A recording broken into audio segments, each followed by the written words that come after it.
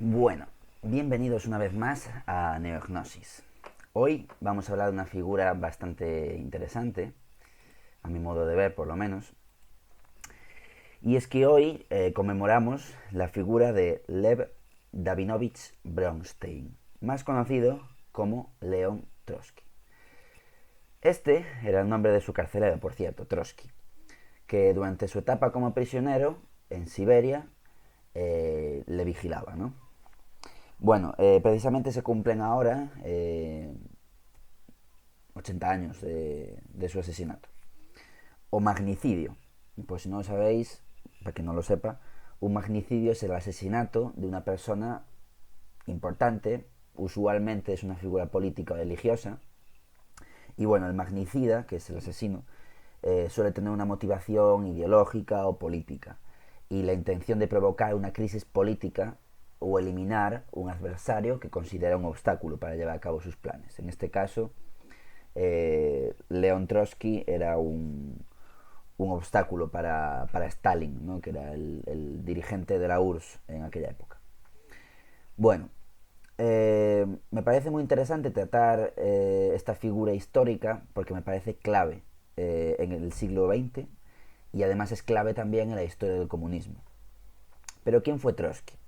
Bueno, antes de hablar de él, de esto, de su vida y de sus méritos y de su importancia histórica, antes de hablar de él, decir que, bueno, que sí, fue uno de los principales líderes de la Revolución de Octubre de 1917, solo por detrás de Lenin. Y bueno, antes de, como os digo, de hablar de un poco de su currículum, voy a hacer una pequeña reflexión y permitirme que use un tono burlón y un poco picaresco. Según una vieja broma pesada, se dice que uno quiere ridiculizar la ignorancia de su enemigo, proponiéndole que hable sobre el marxismo y el psicoanálisis. Estoy seguro de quienes amablemente me invitan o no quieren hacerme tal broma, pero sino que en este caso yo tengo la osadía de tocar estos temas expresando de antemano mi convicción de que tanto la obra de Marx como Freud son inabarcables. Absolutamente inabarcables. Admito aquí yo mismo haber hecho una broma pesada un tanto demagógica. Y bueno, simplemente quería destacar a un gran marxólogo como Trotsky y también a un gran marxólogo de una universidad norteamericana, eh, bueno, que maliciosamente escribe sobre Freud, pidiéndole como un poco, pidiendo ayuda, ¿no? Para localizar este párrafo dentro de la obra de Marx. Contestó entusiasmado, pero mi malignidad, que se asoma y se ve que es contestataria, por eso también hablo sobre esto, ¿no? Me parece que es importante, ¿no? Destacarlo de inmediato. Y bueno, básicamente se pueden hacer bromas acerca de lo que trata Marx, ¿no? Pero simplemente por el estilo o por la forma o de lo que habla, ¿no? Siempre se ha criticado mucho a Marx, aunque algunos lo hemos siempre defendido. Y bueno, se puede hacer un tanto pesada esta broma, simplemente porque tienes que invertirle mucho tiempo en el procedimiento y la estructura, es decir, presentar los textos de Marx, que en realidad podrían ser, o incluso podrían pasar como textos de Freud, puesto que la estatura de estos dos pensadores, es un insulto involuntario a ellos, de ellos incluso a nosotros, porque nos proponen en evidencia, nos muestran, y muestro también, y nuestro perdón desde el canal, mi condición de ignorancia supina. Yo solo sé que no sé nada, decía Sócrates. Y una vez dicho esto, vamos a entrar a hablar de Lev Davinovich Bronstein. Que por cierto, Bronstein, seguro que a muchos les suena el apellido. Nació en Yanovka, Ucrania, el 26 de octubre, aunque algunos datos nos dicen que no ha nacido el 26 de octubre, sino un poco antes. Pero bueno, quedémonos con el año, ¿no? 1879. Bueno, también decir que tenían un calendario diferente. En nuestro calendario gregoriano sería el 7 de noviembre, que este es un dato muy importante. Nace el 7 de noviembre de 1879. Lo que sí no cambia es el año, ¿no? El año en el calendario gregoriano no cambia, solo cambia un poco por los días, ¿no? Aproximadamente cambia unos, bueno, sí, 17, bueno, aproximadamente unos 15-20 días de diferencia, ¿vale? Ahora mismo no tengo el dato. Y bueno, muere en Ciudad de México el 21 de agosto de 1940. Por eso este 21 de agosto de 2020 se cumplen 80 años de su asesinato. Y por eso un servidor le está haciendo un homenaje.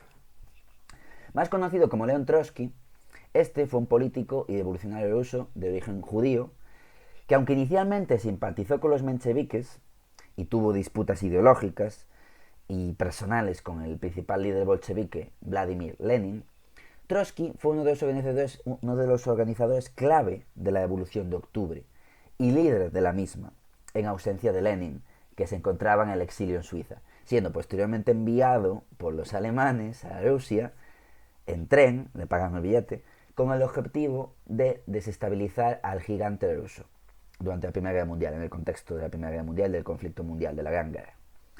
Esto permitió a los bolcheviques tomar el poder en noviembre de 1917 en Rusia, pero no era octubre. Claro, es que nuestro calendario gregoriano es en noviembre. El 17 de octubre es en nuestro calendario el 7 de noviembre, fecha en la que nace en nuestro calendario León Trotsky. ¿Coincidencia? Bueno, lo que sí ha sido coincidencia es que, bueno, un servidor aquí es comunista y este tatuaje se lo hizo coincidentemente, o por coincidencia, o por casuística, casualmente, se lo hizo el 7 de noviembre, sin saber muy bien que se cumplían los 100 años, 1917-2017, de la Revolución Rusa. ¿Coincidencia? No lo creo. Bueno, sigamos. Estaba diciendo que Trotsky fue uno de los principales organizadores clave, porque fue el líder quien tomó el Palacio de Invierno en la Revolución de Octubre, sin, por cierto, matar a una sola alma. O sea, no mató a nadie Trotsky. Por lo menos para tomar el poder, ¿ok? Aunque bueno, ya el régimen zarista estaba bastante de capa caída. Pero bueno, eso es otro tema. Como os decía antes, permitió a los bolcheviques tomar el poder en noviembre de 1917 en nuestro calendario, en el calendario gregoriano, y en el calendario de la religión ortodoxa rusa, o sea, en el calendario ruso, en octubre de 1917, concretamente el 17 de octubre de 1917. Y bueno, decir que Lenin y Trotsky tenían, bueno, sus más y sus menos, pero bueno, casi siempre colaboraron juntos en torno a construir un régimen comunista, ¿no? Bueno, en torno a lo que es la lucha, ¿no? Por la lucha de clases, básicamente. Durante la guerra civil subsiguiente a la revolución, Trotsky desempeñó el cargo de comisario de asuntos militares, siendo clave en la victoria contra los blancos, apoyados por los zaristas, estos últimos, y por las potencias capitalistas. Negoció la retirada de Rusia de la Primera Guerra Mundial mediante el Tratado de Paz Brest-Litov, en cuya época o en cuyo momento Trotsky era el ministro de Asuntos Exteriores, o sea, un diplomático, puesto que hablaba alemán. Tuvo a su cargo la creación del Ejército Rojo, que consolidaría definitivamente los logros revolucionarios, venciendo a 14 ejércitos extranjeros y a todos los ejércitos blancos durante la Guerra Civil Rusa. Fue condecorado por esto con la Orden de la Bandera Roja. Cuestionó el asesinato brutal y sin juicio legal del zar Nicolás II y de su esposa y sus 5 hijos, los cuales, este asesinato, el cual, según Trotsky, estos asesinatos no fueron del todo justos, ¿no? Relata en su diario preguntándose ¿quién tomó la decisión de ejecutar a los Romanov? La respuesta es contundente. Lenin, quien creía que no se debía dejar a los blancos, o sea, a los zaristas, apoyados por las potencias extranjeras capitalistas, una bandera viviente para agruparse en torno a ella. Esta bandera sería la monarquía, ¿no? El zarismo, la aristocracia, la burguesía. Poco después Lenin sufriría un atentado por parte de una militante socialista en contra de la radicalización y la autoridad del Partido Comunista Bolchevique. Que sepáis que hay una corriente contraria dentro de lo que es la izquierda al bolcheviquismo, que básicamente está representada por los anarquistas y los socialistas radicales. Decir también que posteriormente, tras la muerte de Lenin, no por este atentado, sino por muerte natural porque estaba enfermo, en 1924, Trotsky se enfrenta a Stalin política e ideológicamente. Joseph Stalin, que significa Joseph, mano de hierro, perdón, que significa Stalin, mano de hierro, ¿no? Que es apodado de esta forma porque era un tío intransigente, o sea, no te podías meter con Stalin, ¿vale? Liderando la oposición de izquierda, o sea, Trotsky, una vez muere Lenin, empieza a liderar la oposición de la izquierda al gobierno bolchevique comunista de la URSS, lo que le causa el exilio y posterior asesinato. Tras su exilio de la Unión Soviética, fue el líder de un movimiento internacional de izquierda revolucionaria identificado con el nombre de trotskismo y caracterizado por la idea de la revolución permanente. Tiene una tesis acerca de esto Trotsky. En 1938 funda la Cuarta Internacional. Murió asesinado en México por Ramón Mercader, un agente español del NKVD soviético, por orden de Stalin. Decir que Trotsky acaba siendo asesinado en 1930, en 1900, en 1940, lo comentábamos antes, que se cumple el 80 aniversario de su muerte, pero hay que decir que su figura, o mejor dicho, su proceso como revolucionario, como líder revolucionario, empieza en 1905. En esta época comienzan las protestas campesinas y sociales en contra de los zares. Ya no por la guerra de la Primera Guerra Mundial, la Gran Guerra, ya no por esto, por el conflicto militar, sino por el hambre. Hay que también decir, en contra de Trotsky, que en Ucrania la verdad que la lió bastante con el tema de las hambrunas, ¿no? que se desataron en esta zona de Rusia. Digamos que Rusia tiene su origen histórico en Ucrania. Esto es importante para entender la historia de Rusia. Y bueno, básicamente pues que la evolución o la industrialización de Rusia, esa evolución proletaria, esa dictadura del proletariado, se dejó muchos atrás y fue una evolución industrial y antes agraria hecha por la fuerza. Podríamos hablar de los kolkhoz, del sistema de colectivización, etc. No todo es blanco o negro, también hay grises. Trotsky fue gris también. O sea, empezó con los mencheviques, luego fue bolchevique y luego se hizo opositor otra vez a los bolcheviques. Es un animal político, digamos, ¿no? Lo definiría así. Y bueno, a continuación voy a leer un fragmento en defensa del marxismo de Trotsky, que es una obra, tesis fundamental en la historia del comunismo, en la intelectualidad comunista, puesto que Trotsky, digamos que es el mayor intelectual de la historia del comunismo. Y cito: estoy escribiendo un estudio sobre el carácter social de la URSS, en relación con el problema de la guerra, de los conflictos militares y de la paz. El escrito y su traducción no estarán listos hasta dentro de una semana. Las ideas fundamentales son las siguientes. Primera, nuestra definición de la URSS puede ser correcta o no, pero no veo ninguna razón para que esta definición dependa del pacto germano-soviético. Este pacto, bueno, muchos lo conoceréis, fue firmado entre Stalin y Hitler. Y bueno, básicamente porque en aquel momento se vinculaba o se asociaba, ¿no?, lo que es el carácter social del fascismo y del comunismo, ¿no? Parecía que había un punto en común. Parecía, nada más lejos de la realidad. Punto número 2. El carácter social, que es precisamente lo que acabo de citar y hablar yo, de la URSS, no está determinado por su amistad hacia las democracias o hacia el fascismo. El que adopte este punto de vista está atrapado por la concepción estalinista del Frente Popular. Número 3. El que diga que la URSS ya no es un Estado obrero degenerado, sino un nuevo tipo de formación social, debe especificar claramente cómo apoya nuestras conclusiones políticas. Número 4. No podemos considerar el problema de la URSS aisladamente, fuera del proceso histórico actual. El Estado estalinista es una formación transitoria de la deformación de un Estado obrero en un país aislado y atrasado. o un colectivismo burocrático, un nuevo tipo de formación social que está emplazando el capitalismo en todo el mundo, véase por ejemplo el estalinismo, el fascismo o el New Deal, etcétera.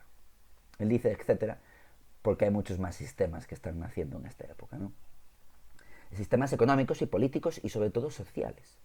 Los experimentos terminológicos, Estado obrero o no, Estado de clase o no, cobran sentido solo si tenemos en cuenta su aspecto histórico.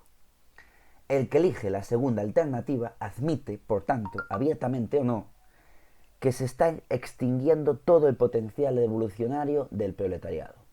A nivel mundial, que el movimiento socialista está en bancarrota y que el viejo capitalismo se está autodestruyendo o autotransformando en colectivismo burocrático como una nueva clase dominante. Está hablando de la burocracia, que por cierto, aquí el amigo Che Guevara estaba muy en contra de la burocracia, porque consideraba que era una contraevolución, ¿no? Burocratizarlo todo. O sea, partido único, único sindicato, una única sociedad, una única clase, ¿no?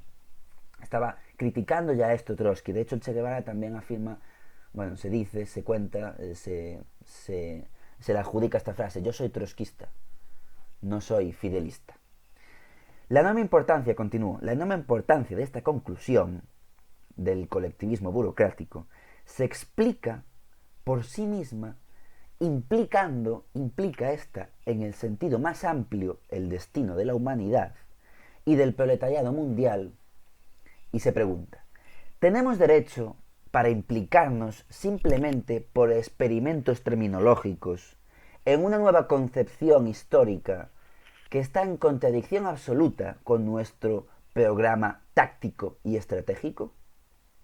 Un salto tan aventurado solo podría darse, doblemente criminal, en un momento de guerra mundial, cuando la evolución socialista, que parece inminente, y cuando en el caso de la URSS puede aparecer a ojos de todo el mundo como un episodio transitorio y trágico en el proceso de la evolución socialista mundial. Bueno, Trotsky no vio caer la URSS, pero ya estaba adelantando que de no tomar las riendas de la evolución permanente y de liderar lo que es la lucha en contra del capitalismo, pues la URSS acabaría condenándose a su extinción.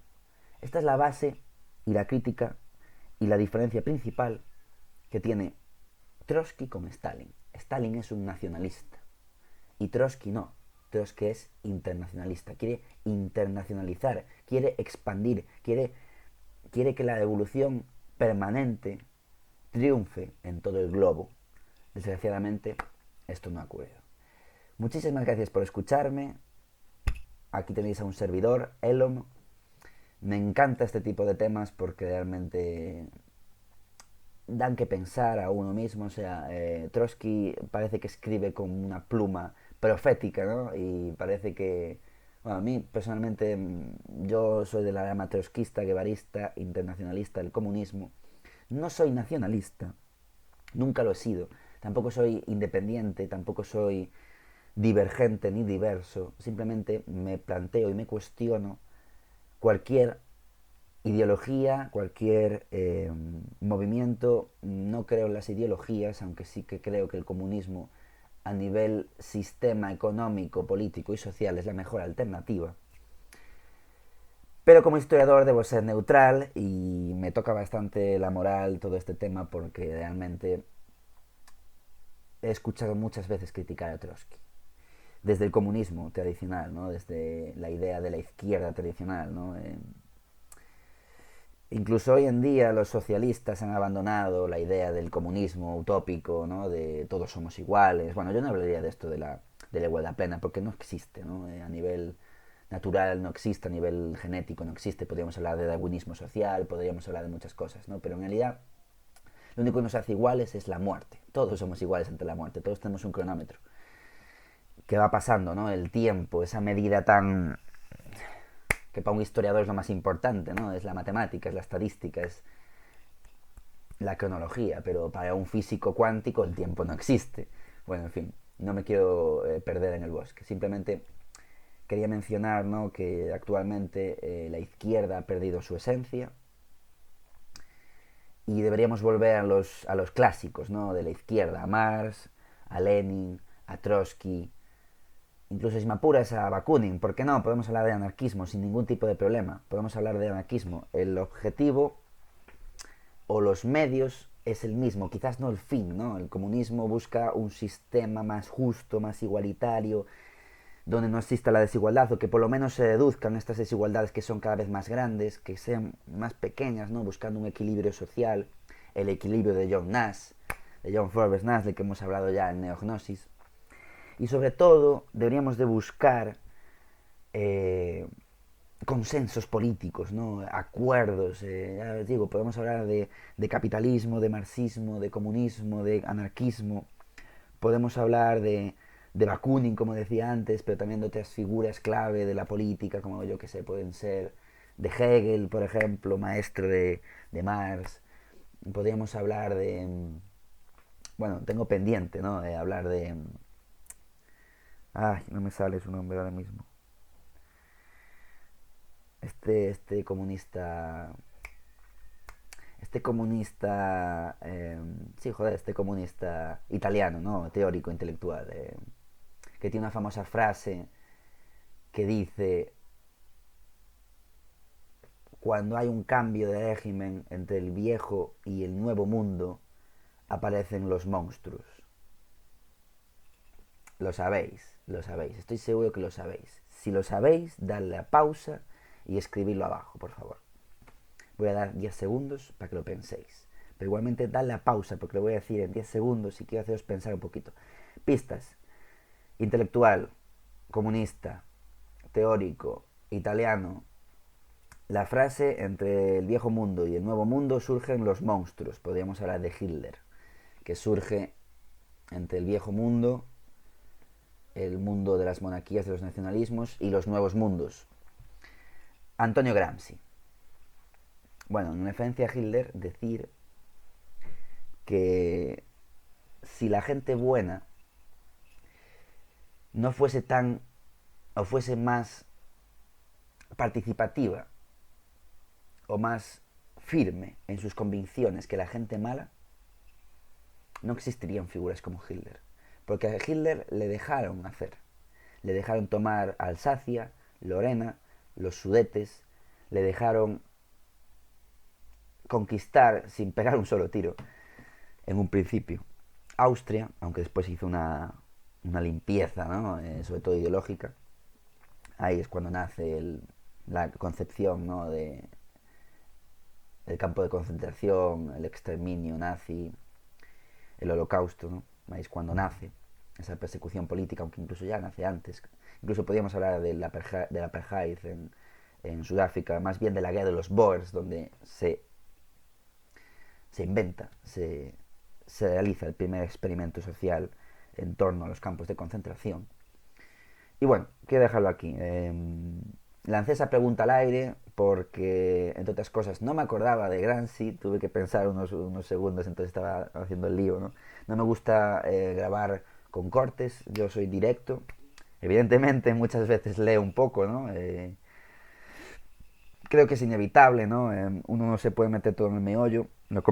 Lo comentaba antes, el marxismo y el freudismo, o el psicoanálisis de Freud, o la obra magna, El Capital, el Manifiesto Comunista, son temas inabarcables, como la propia historia misma. No puedes saberlo todo. O sea, a mí a veces me preguntan: oye, Eloy, ¿en qué año fue? Yo qué sé, ¿en qué año empezó la guerra de Vietnam?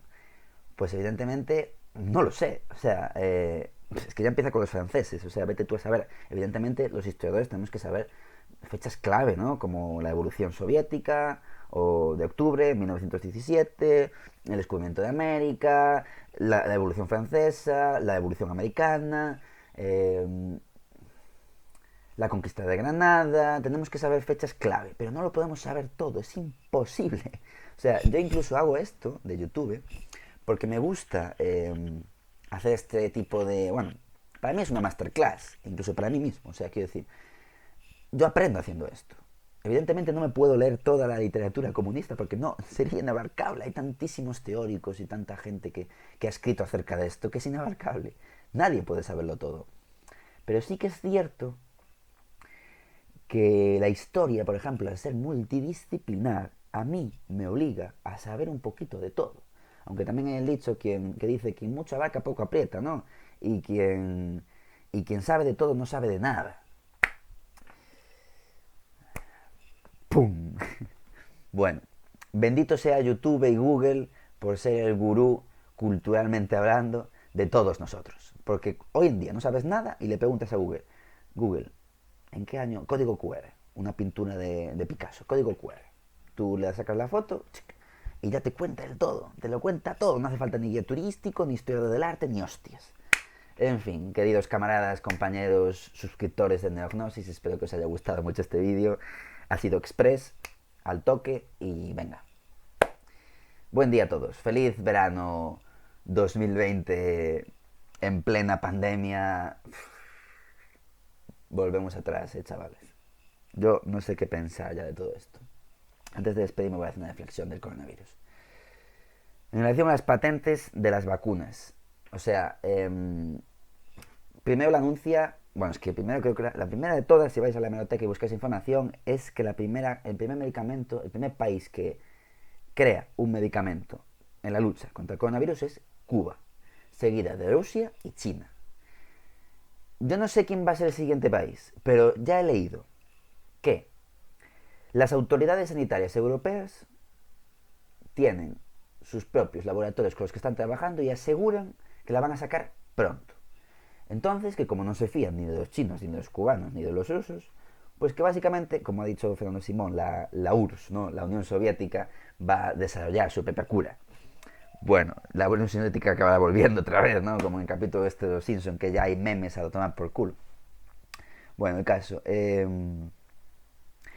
La Unión Europea estoy seguro que ya tiene patentada una vacuna, pero está esperando al mejor momento donde la demanda sea más alta. O sea, este segundo de brote se podría haber evitado desde arriba, también desde abajo, estoy seguro que también desde abajo, pero sobre todo desde arriba, porque igual, y si es cierto lo que yo estoy diciendo, están jugando con las vidas humanas, por esto, por el dinero.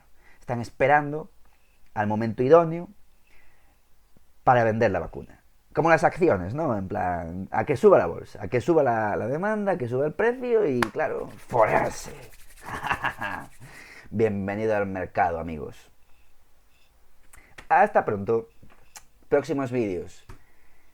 Minneapolis. Tenemos que hablar del conflicto racial con la compañía de camarada Maracaibo. Y una bomber. Este último tema va a ser la bomba. Muchísimas gracias por escucharme. Ha sido un vídeo largo, reflexivo. Y bueno, me gustaría muchísimo que comentéis, porque realmente este canal es para vosotros, para mis colaboradores, para mi gente, para mis amigos, para mis conocidos, para mis compañeros, para mis camaradas y bueno, sobre todo para ti. Sabes perfectamente quién eres, sabes perfectamente por qué lo digo, sobre todo es para ti. Hasta pronto.